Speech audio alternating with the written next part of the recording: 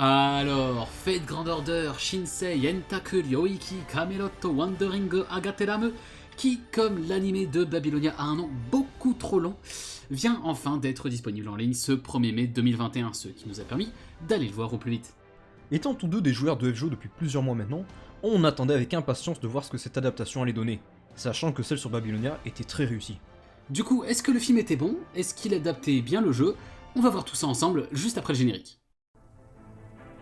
先輩覚えてますかごめんねただ俺はキリツグのようになりたかった。やっちゃえバーサーカー I am the bone of my soul.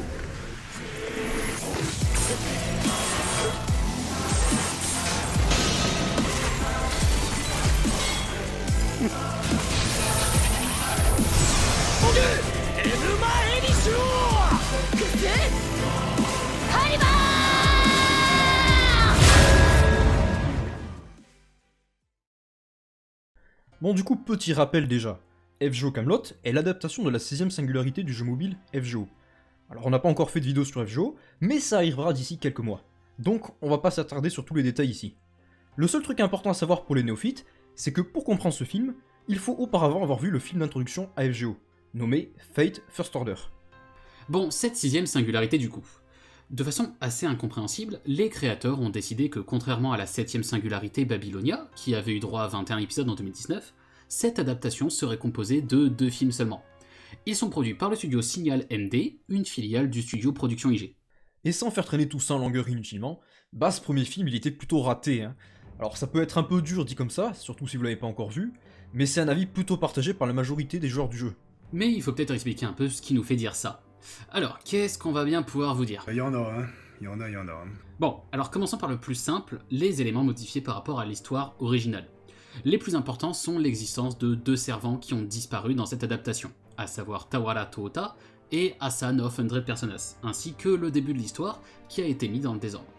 En effet, en dehors de l'introduction sur Bedivere, le film commence réellement avec Ritsuka, Mash et Da Vinci roulant en voiture dans le désert en direction de Jérusalem, ville sous le contrôle de Arthur Pendragon et des chevaliers de la table ronde. Donc déjà là, on a skip un gros morceau de l'histoire, puisqu'à l'origine, la première destination des héros, c'est la ville égyptienne de Ozymandias. Et ce n'est qu'après l'avoir rencontré que les héros vont vers Jérusalem. Comme cette introduction de Ozymandias et Nitocris n'est pas faite au début, elle est repoussée à plus tard, une fois que les héros fuient Camelot. Le problème, c'est donc qu'on se retrouve avec un début où on a un peu d'action, avec la sélection de Gawain, un peu d'action à la fin avec l'attaque des chevaliers sur village de réfugiés, et le reste du film, on suit juste nos persos qui vont d'un endroit à l'autre sans rien faire de bien intéressant. Et bordel, on se fait chier pendant ce film. C'est ça. Personnellement, j'avais déjà mes a priori sur ce sujet, c'est-à-dire que je considérais que cette singularité était inadaptable, car justement, elle contenait beaucoup trop de voyages de ce genre. Et que faire un animé où on passe notre temps à traverser de longues distances dans le désert, bah ça pouvait pas marcher. Après, je pense que le film aurait pu être sauvé si les combats et musique avaient été bien faits. Et c'est malheureusement pas le cas, quoi. Si la singularité a marqué l'esprit de tous les joueurs, c'est parce qu'elle incarnait un tournant dans la difficulté du jeu.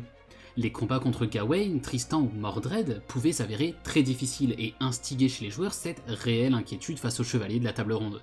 On savait que chacun d'entre eux allait être un combat très difficile et on les respectait pour ça. Dans le film, comment ça se passe du coup? On affronte 4 chevaliers différents, Gawain, Tristan, Mordred et Lancelot. Contre Gawain, Bedivere s'interpose et il s'enfuit.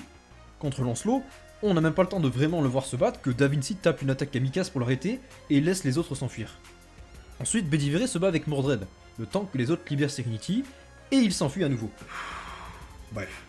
Enfin, Bedivere affronte Tristan à la fin, et ils font un espèce de double KO. Je mentionne rapidement les autres car ils sont pas importants. On a le combat de Agravain contre Sansang, qui ne dure que quelques secondes et n'est pas vraiment montré. Et celui de Arash contre Lancelot qui ne dure que quelques secondes aussi. Bon, du coup, si vous avez fait attention, vous aurez remarqué qu'à chaque fois, c'est le même schéma. À part pour Lancelot, tous les combats ou presque ont été gérés par Bedivere et ne s'achevaient pas vraiment, permettant juste aux héros de s'enfuir. À chaque fois, on nous montre bien qu'ils n'arrivent que difficilement à contenir les chevaliers en un contre un, mais ils finissent toujours par réussir et à s'enfuir malgré tout. Au final, on finit par même plus être vraiment impliqué dans ces combats parce qu'ils finissent toujours pareil. Surtout qu'ils sont pas particulièrement bien animés quoi. Les chorégraphies sont banales, on ne sent pas de puissance particulière dans les coups. Les décors aux alentours sont si traînés, vraiment. Prenez cet exemple là. Là on dirait pas qu'il brise un mur qu'on lui a jeté dessus. On a juste l'impression qu'il coupe un papier avec une texture de mur. Alors on pouvait bien trouver autant de défauts qu'on voulait à l'adaptation Evansville, mais au moins on pouvait pas lui retirer que son animation était impressionnante. Or ici, on en est extrêmement loin. Et finalement c'est bien ça qui fait la différence entre un bon et un mauvais film Fate. Puisqu'on en est sur l'animation, il est aussi important de noter les nombreuses utilisations de la CGI en général, plutôt mal utilisées malheureusement. Les foules de passants en CGI, quand on est sur une série télévisée, ça passe, mais quand on est sur un film, franchement c'est difficilement acceptable quoi. Et pour finir sur l'aspect technique, les musiques étaient malheureusement assez oubliables aussi. Elles n'étaient pas mauvaises en soi, mais à part la dernière sur la scène de Arash, elles n'ont pas su du tout mettre en valeur ce qui se passait à l'écran. On a parlé principalement de la forme et de ce que donne l'adaptation ici, parce que évidemment, pour ce qui est de l'histoire, c'est celle du jeu quoi. Pour rappel, sur les premières singularités du jeu, Type Moon tâtonnait un peu pour trouver son style, et tout comme la difficulté qui a augmenté sur Camelot, c'est aussi la qualité de l'histoire qui a été remarquée à partir de là. Malgré tout, si elle est pas trop mal dans le jeu, et était manifestement la meilleure des 6 premières singularités, elle se résume au final à peu de choses, des combats contre les chevaliers en allant d'un endroit à l'autre pour rassembler des servants. Le deuxième film sera sûrement plus intéressant, avec les discussions avec le roi Arthur, Bedivere et les autres chevaliers, mais pour l'instant ce premier film était quand même très faible niveau scénario. Même les quelques éléments importants et censés être émotionnellement marquants, comme la mort de la mère de Rushdie ou la mort de Da Vinci, semblaient rushés et nous ont pas vraiment touchés au final. La monstruosité des chevaliers est aussi nettement diminuée dans ce film. Je prends comme exemple Tristan qui dans le jeu tue des réfugiés à tour de bras et s'amuse à les voir souffrir, alors que dans le film c'est pas du tout montré. Pour conclure, en tentant d'adapter comme il pouvait une histoire difficile à faire passer du format jeu au format animé, le film n'a pas réussi à apporter quelque chose d'intéressant, et n'arrive pas non plus à rendre hommage à la singularité qu'il adapte. Le tout ayant été relégué à la filiale du studio IG, la qualité globale en a forcément pris un coup.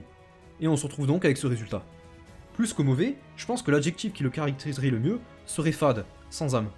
Un dernier mot avant de se quitter cependant, il a été annoncé depuis quelque temps déjà qu'une adaptation de la entre guillemets 8ème singularité allait aussi être faite. Et on doit vous dire que ça nous laisse assez perplexes. Cette 8ème singularité, elle est encore plus dure à adapter que Camelot, donc vu les résultats de ce film-ci, on est assez peu confiant pour la suite quoi. On espère cependant que Type Moon décidera ensuite d'adapter les meilleures histoires de FGO, comme Shimusa par exemple, ou évidemment les Lost Belt, qui feront sans aucun doute de très bons animés comme avait pu le faire Babylonia avant eux. Sur ce, on espère que notre avis vous aura intéressé, et on vous rappelle qu'on a une série de vidéos nommée Fatology, dans laquelle on aborde toutes les séries Fate. Donc vous pourriez avoir envie d'y jeter un œil. On vous met le lien vers la playlist en description. N'oubliez pas de vous abonner, de mettre un like et de nous dire ce que vous avez pensé du film en commentaire. Sur ce, on se quitte pour aujourd'hui, et on se retrouve bientôt pour une nouvelle vidéo.